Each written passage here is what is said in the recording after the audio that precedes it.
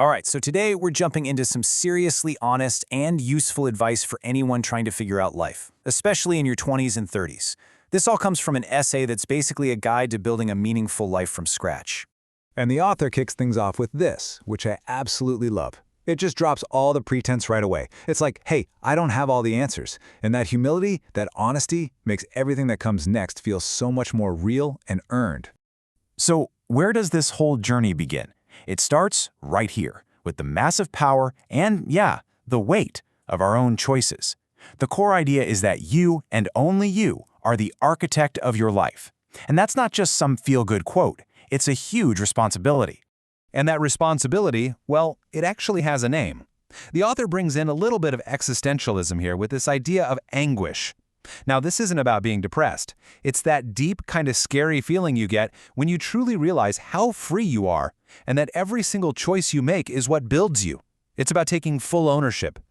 Okay, so once you accept that responsibility, how do you deal with the outside world?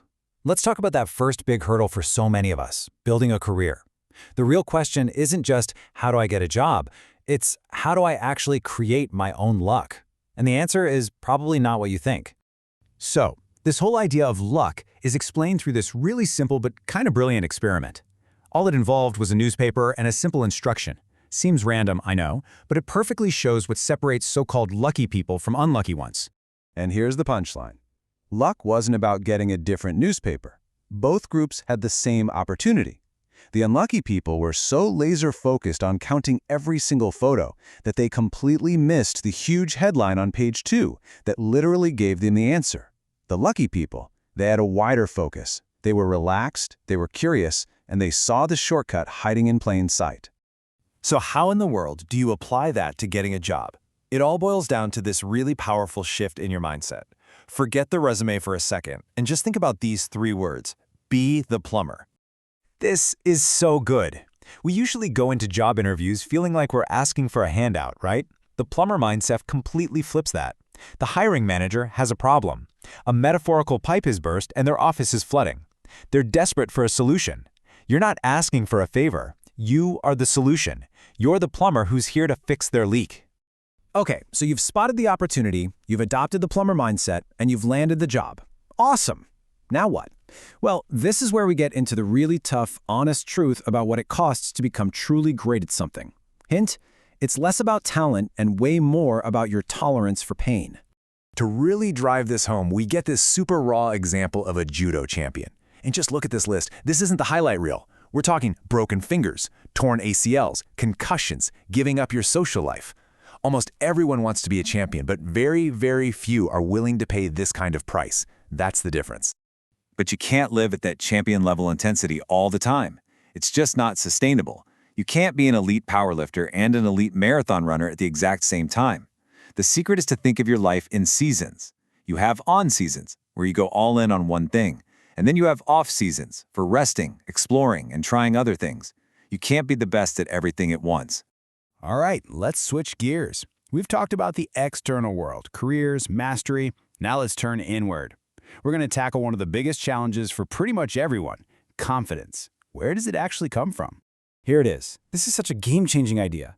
Confidence isn't some magical feeling you just hope for. It's not a personality trait you're born with. It is an outcome. It's something you build piece by piece based on the evidence of what you've already done. It's a bank account of your own successes. And the proof is right here in his own life. The pattern is so clear. For jiu-jitsu, he trained so much that a real competition felt familiar. For freediving, he practiced holding his breath for 4.5 minutes just so a 2.5-minute dive would feel easy. For public speaking, he rehearsed his speech 20 times. The lesson is always the same. You practice way more than you perform. You build that memory of success when the stakes are low, so you can cash it in when they're high. And that brings us to the final and, let's be honest, the most important part of this whole thing.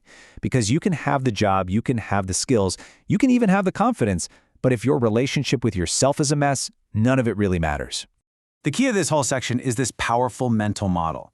The idea that the world you see, especially the judgment you feel from other people, is often just a direct reflection of the judgment you have for yourself.